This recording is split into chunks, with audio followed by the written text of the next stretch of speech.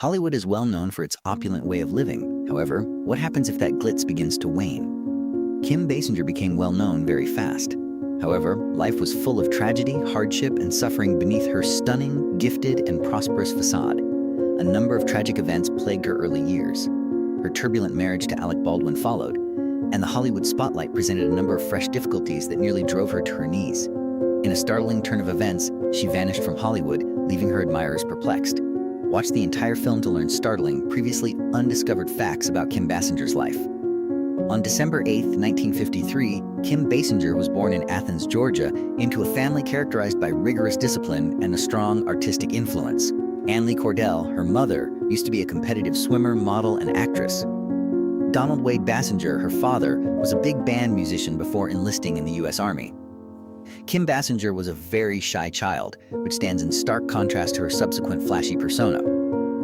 She previously said that she was so timid that even being asked to speak in front of an audience could make her feel lightheaded and could even cause her to pass out. When Kim was 3 years old, her mother saw this and enrolled her in ballet lessons to help her get over her shyness.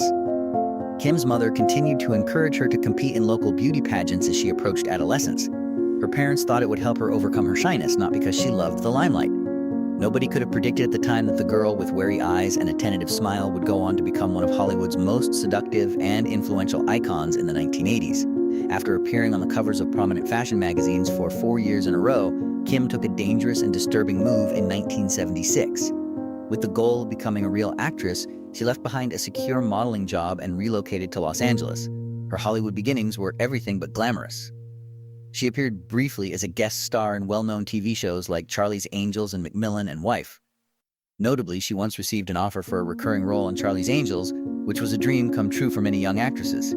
Kim, nevertheless, firmly declined. Many were taken aback by such choice, and some even thought she had poor musical judgment. However, Kim was well aware that she didn't want to be stuck in a picture that people would quickly forget. The 1978 television film Katie, Portrait of a Centerfold, marked her first significant turning point. Kim portrayed a small-town girl in the movie who aspires to change her life by moving to Hollywood, only to eventually end up as a centerfold model for a men's magazine. Her experience in real life was mirrored in this part. Ambition-driven, brittle, and terrified of the cost of achievement. By the late 1970s, Kim was still making a name for herself in the television miniseries From Here to Eternity, where she co-starred with well-known figures like Steve Railsback, William Dean, and Natalie Wood. Her portrayal of Lorene Rogers demonstrated her serious acting talent and helped her overcome the perception that she was just a pretty face. In 1981, Kim made her feature film debut with the highly regarded picture Hard Country, which paved the way for her to take over Hollywood. The true breakthrough occurred in 1983 when Kim became well known throughout the world as Domino Pitachi in Never Say Never Again, co-starring with Sean Connery. Kim enthralled audiences around the world as a Bond girl who was both enigmatic and alluring. She became an A-list star almost immediately after the movie made about $160 million worldwide. Her seductive image was further enhanced when her Playboy naked photo went viral. This led to even greater opportunities, such as her appearance with Robert Redford in The Natural, which garnered her her first Golden Globe nomination. But stardom also has a high cost. Kim became the greatest sex icon of the 1980s because to the movie 9½ Weeks. However, working behind the camera was extremely unpleasant and harmful. Kim gradually lost the distinction between acting and reality as a result of the physically and psychologically taxing scenes. Kim portrayed Vicky Vale in Batman 1989, the epitome of a perfect woman in the chaotic and sinister city of Gotham. She looked like the ideal figure on screen, deeply human, seductive, and intelligent. Few people were aware, however, that in order to give the character more depth, Kim had to battle with the producers behind the scenes to rewrite dialogue and even suggest modifications to the conclusion. She declined to be used as an ornamental element on screen. Kim wanted to be in charge of both her personal life and her work, but fame always has a price. Kim was promptly sued and made to pay about $9 million in compensation, a huge amount at the time, when she withdrew from a significant project after signing a contract. In addition to upending Kim's profession, the financial shock sent her into a serious mental health crisis. Living a private life and avoiding the spotlight, she almost vanished from Hollywood. She was portrayed by the media as a fallen star dragged down by conceit. However, she didn't give an explanation. She opted for quiet and bided her time. Then, in 1997, she miraculously made her way back to Los Angeles, confident with a profound, eerie, and elegant performance. Kim gave what turned out to be the best performance of her career, transforming into an elegant escort with timeless beauty and subdued melancholy. She won an Oscar for that performance, which was a strong statement that she was a real actress with genuine talent rather than just a pretty face. Kim Basinger became one of the actresses whose personal sexual life was characterized by extreme passion and disorder after reaching the pinnacle of popularity with Batman and making a victorious comeback in LA Confidential. Kim wed the seemingly ideal Alec Baldwin in 1993. They had a fairy tale-like reputation as Hollywood's power couple, surrounded by fame, and beneath that glitzy facade, however, were lengthy evenings filled with disagreements, quiet, and emotional detachment. Kim tended to withdraw, defending her inner world like a fortress, while Alec was frequently characterized by the media as emotionally aggressive and controlling. Kim claimed that their connection was less about romantic or sexual harmony and more about intellect and mutual admiration. Kim yearned for freedom and a sensation of losing control as a way to let go of emotions, while Alex desired assurance and control. Conversations gradually gave way to silence as a result of this difference, and arguments built up to emotional distance. Kim never concealed her audacious aspirations. She acknowledged that she gave herself over to the sensation of losing her own identity and that she was lured to private, regulated encounters where the man had complete control.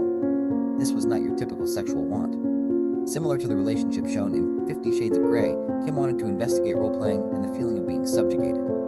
Kim has engaged in private, personal relationships that included dominant gazes, whispered commands, and soft constraints, according to people close to her. It was more than just enjoyment for Kim. It was a means of escaping her public persona and leading an authentic life. That marriage ultimately failed. Kim welcomed being single as a liberated woman following her widely reported divorce from Alec Baldwin. Kim made the decision to pay attention to the silent pulse of her own inner impulses since she was no longer constrained by marriage regulations or societal expectations. Her dates with well-known figures in the art world were frequently featured in tabloid media. The whispered rumors of a close relationship with an unidentified female artist, however, captivated the public the most. According to the allegations, she even explored her bisexual tendencies during a time of emotional intimacy. Kim was reported to have kept a notebook during that period as a means of talking with herself, not to brag or provoke, but to capture the true emotional vibrations between herself and the outside world. Kim once said that the ongoing public scrutiny was more difficult than the emotions themselves. "I want to forget that I am a Hollywood star," she replied. Kim abandoned all externally imposed identities, titles, and responsibilities in favor of living instinctively. Her sexual life became a vibrant and colorful landscape as a result of that internal battle. There are moments when it's fierce, moments when it's soft, and moments when it's pining for the wild soul inside. Kim's acting was deep because of this internal conflict. She carried layers of unidentified emotions with her when she stood in front of the camera, turning them into fragile smiles and faraway gazes. Critics identified a different Kim Basinger in LA Confidential. One who was more muted, more fragile, yet incredibly eerie. Her performances were once said by critics to be more eerie and memorable than any amazing movie moment because of this internal imbalance. Kim Basinger never saw celebrity as the focal point of her life, despite the fact that she was once hailed as a beauty icon who captivated Hollywood. Beneath her delicate and alluring exterior was a lady who yearned for genuine emotion rather than celebrity as a means of connection. Kim did more than just perform with her co-stars on set. She observed, listened, and created a psychological environment where trust served as the cornerstone for each poignant moment captured on camera. Only when the person in front of her was a soul opening itself rather than merely a character could she act with depth, in her opinion. The special bond between Kim and Mickey Rourke during their work on 9½ Weeks was the most obvious example of this. The two were rarely close in real life. There were no in-depth discussions or connections that went beyond work-related bounds. However, something strange occurred when the cameras began to roll. There was an odd familiarity about them, like though they had an unseen past together. Both of them were thrust into an intense state of immersion by the sensual, stressful, and occasionally violent events, where the distinction between control and surrender grew oppressively thin. Rumors of romance surfaced, but Kim once stated, "We understood each other on screen. In real life, each of us kept enough distance to avoid being hurt." On the other hand, Kim saw sincerity and tenderness in the women she worked with. Elaine, a television host, was one of them. After a long shoot, she held Kim's hand and whispered, "Do not let the spotlight hide who you really are." These small gestures from regular coworkers had a greater impact on Kim's heart than any Oscar acceptance speech could. Simple business interactions were never the only aspect of Kim Basinger's private life. She was connected to a number of romantic rumors involving well-known entertainers throughout the years. Every tale is mysterious and piques people's interest. Prince, the musical prodigy who previously wrote songs for Kim, was one of the most often touted names. They shared an artistic bond that was hard to pin down. The public continued to speculate for a long time due to the provocative glances, surprise backstage visits, and quiet mutual respect, even though no one ever affirmed or denied it. John Peters, a powerful producer with a colorful personality, was another name who made headlines. It was said that he publicly boasted about winning Kim's heart because he was so enamored with her. Nevertheless, Kim opted to keep quiet despite all the rumors. Anything that wasn't significant enough to be made public didn't need to be explained, in her opinion. This restraint was her method of keeping control of her own story, not avoidance. Nevertheless, with Alec Baldwin remained the relationship that had the greatest impact on Kim's life. They met on a movie set, fell in love amidst the glamour of Hollywood, and got married in front of the public.